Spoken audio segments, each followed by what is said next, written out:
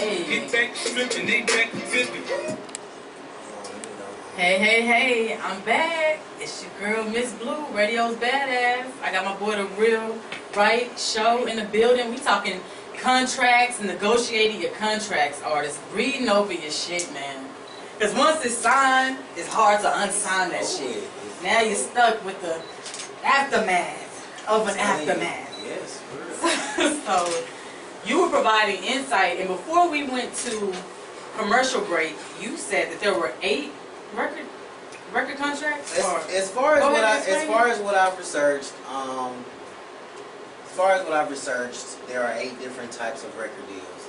Okay, the first one, there's a standard record deal. The standard record deal, or SRD, which is not the standard today, represents the type of offer prior to the digital revolution. In remote cases, they're still used primarily with A-listers. The focus rests on recorded music and album sales. Ancillary components become separate issues altogether. Major artists that have deals up for renegotiation have the leverage of keeping recording ancillary components separated. SRDs are based on the premise of albums. The label will attempt to position itself into having numerous album options, 1 album plus 4 options, so on and so forth. Okay. The second type of deal is a 360 deal. The 360 deal, aka multi-rights deal, set the modern tone for the label negativity. Depending on who's arguing, the 360 offer isn't necessarily a bad model. In short, a 360 deal is exactly what it sounds like. The label takes a percentage of numerous income streams: recording, touring, merchandising, ancillary activities, fan club. This is pretty much what she... So she signed a 360 deal. Okay. The label justifies this multi-payment approach due to the fact that if they break an artist, they help create all of those income streams, therefore should be paid from those income streams accordingly. In a typical signing scenario, the standard first approach offer will come in the form of a 360 deal. Artists in this scenario know your points of leverage, your social media numbers, your sales, touring, your merch. Consider this, as you may be able to reposition into an alternative type offer. That's basically telling you how you could possibly negotiate your deal.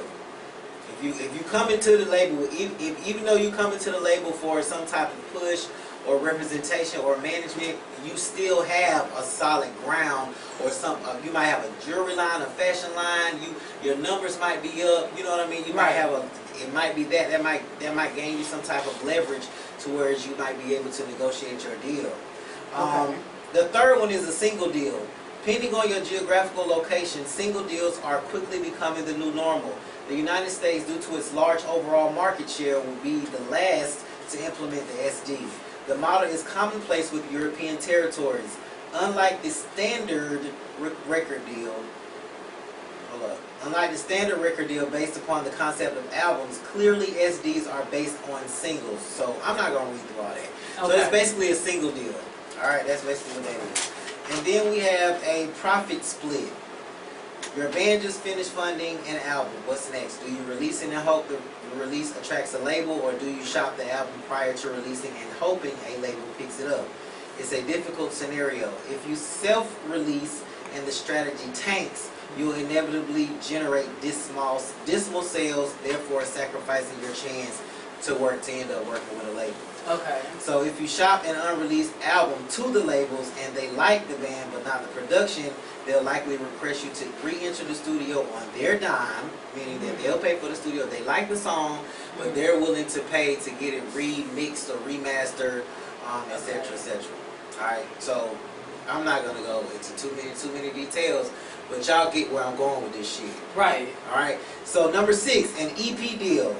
There are a growing number of labels exploring private EP deals. Private remaining the operative word under this type of structure. Labels will test the market prior to publicly signing an artist, and this isn't a bad thing for bands. Under this section, Label X may offer Band X, or Band X may request from Label X an EP deal. Label X will allow Band X to promote the project under the direction of the other label's marketing and promotion personnel. This often means label X will assist band X in blog placements, write-ups, contracts, etc., etc., etc. You know what I'm saying? Alright, so 7 anti-360 deals. I think this. Anti-360 deals, regular blog readers and followers know this is an area of excitement, and there remain anti-360 artists haven't risen to the common knowledge with the industry. Anti-360 deals remain an efficient way to carve out a variety of partners, especially in the international arena. Additionally, anti-360 deals allow artists to completely flip the script of the multi-rights deal. In short, the partners are more strategic based on promotion, which ultimately allows the artist to keep musical leverage and artist creative control. I didn't even know there was an anti-360 deal. I just knew there was a 360. Have y'all ever heard of this? No. Let's be honest now. No. Have y'all heard of these many different deals? I haven't, because the only one I thought it was hear just about a is 360 deal. or, That's the one that they but I went know you about. can get a marketing deal. Like I know you can get a promotions deal. I know you can get a music distribution Well, deal. I've heard of the single deal. Yeah. I have heard of a single deal. I've Yeah. never heard of an anti-360 deal. And then the artist deals. Labels aren't the only entities generating 360 deals, as today's artists have created their own version of a 360 deal. Really? I'm just leaving it at that. So she must have signed, we say, the 360 deal. It definitely Which was means anti. they getting all of that shit. They're pretty definitely- much. I mean, when you do the math, like the numbers, her mechanical sales, mechanical royalties, the merchandise, the touring income, they want everything. They want everything. I still say though that even though we are responsible for signing the paperwork, they should not be able to give deals like that. Like that's not benefiting like the artist. Is there a government or some type of hierarchy that negates that labels can't do what they want because it's their label? That's like you being an artist. Hold up, that's like you being an artist and you wanting to be booked, right? You have your artist writer and you have your artist writer and then you have your booking fee and your performance contract. Now, you want what you want as an artist, correct? Right. And if they don't give you what you want, you're not going to come perform, correct? Correct. Vice versa. Vice versa. But the thing about it is, I think people are become so afraid because of these big entities that they don't believe that they can actually negotiate these deals. They probably just feel like that's all they can get, so that's just gonna be that. Maybe that's what it is. I think, I think it's a number of different things because, like you said, they probably think they can't afford an entertainment attorney to negotiate a deal, and then sometimes they sign because they desperate. Like some people, like if you like a lot of us, I believe the way I'm saying. Like we've been in the same situation. Like I said, we was gonna give our bad choices, like also. So we gonna do that in a minute because I just had. Let me cut your mic on. Who walked in the building? I'll let you introduce yourself. Hey, what's going on, world? It's Killer D.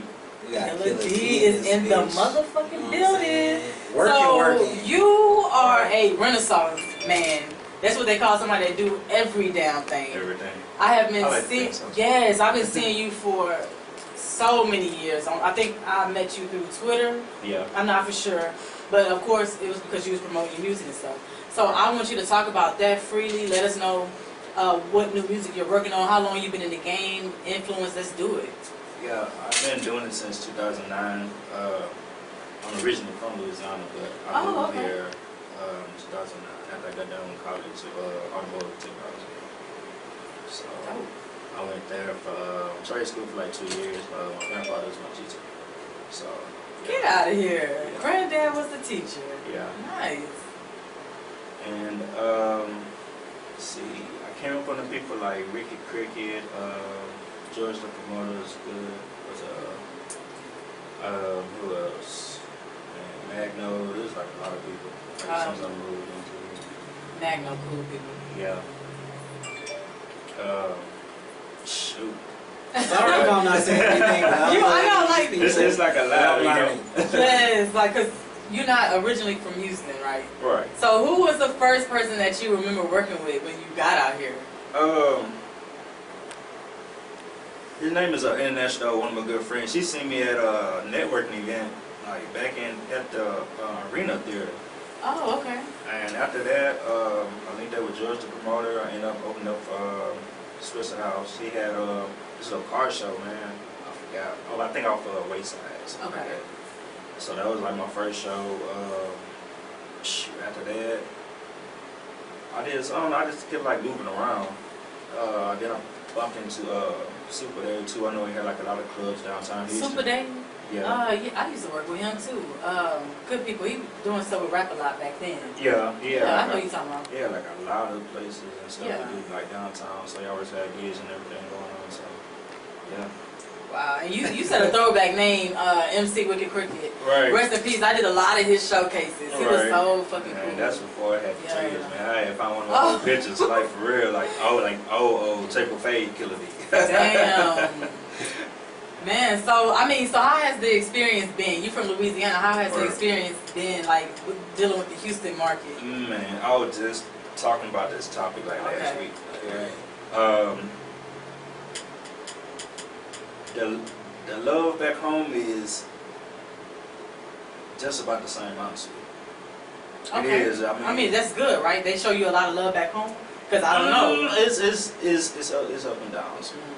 Yeah. So I mean, I'm not trying to put where I'm from and sit down, but hey, It is what Yeah, it you is. keeping it real. I've been through I mean, some of the same shit from where I'm from. I'm all the way Right. from Columbia, originally from Columbia, South Carolina. Mhm. And it's basically like they consider it like a crab in the barrel type shit. And it's been so many times for so many years. I Right. tried to have artist showcases. I brought industry executives there to meet with them. I mean, we it's so many different things that energy is transferable. Okay, Right. so this is what I've come to realize. Regardless of what is going on or what is known to go on, you still have the power to control your surroundings. You know what I'm saying? So Right. I had to move. Like, that's one of the reasons why I moved. Like, I was good. Like, I didn't have any issues or any drama with anybody or anything. I didn't have any issues with anybody from Atlanta. I Right. moved here from Atlanta. But it's just that I wanted to constantly grow. I wanted something bigger. A lot of people are like, why you didn't just stay in Atlanta?